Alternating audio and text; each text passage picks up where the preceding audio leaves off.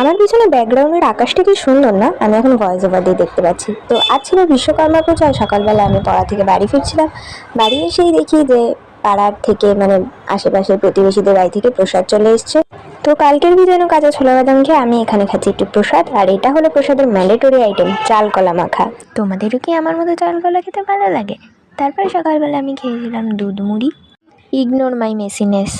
তো তারপরে কাচাকুচি করে এখানে আমি স্নান করে পুজোটা সেরে নিয়েছি। তারপরে আজকে আমি এখানে একটু রান্নাবাড়ি করছিলাম। এখানে আমি ভাজছিলাম উচ্ছে, তারপরে রান্না করেছিলাম ডাল আর ওলকচুর তরকারি। তো এই দিয়ে আজকে দুপুরের ভাতটা খেয়েছিলাম। তারপরে আমি ভাত খেয়ে উঠে এখানে খাচ্ছিলাম একটু মিষ্টি। আর এখানে আমি রান্নার পরে গ্যাস ট্যাস মুছে নিয়েছি। এখানে একটু আমসত্ত্বও খাচ্ছিলাম। তোমাদের কার কার আমসত্ত্ব খেতে ভালো লাগে?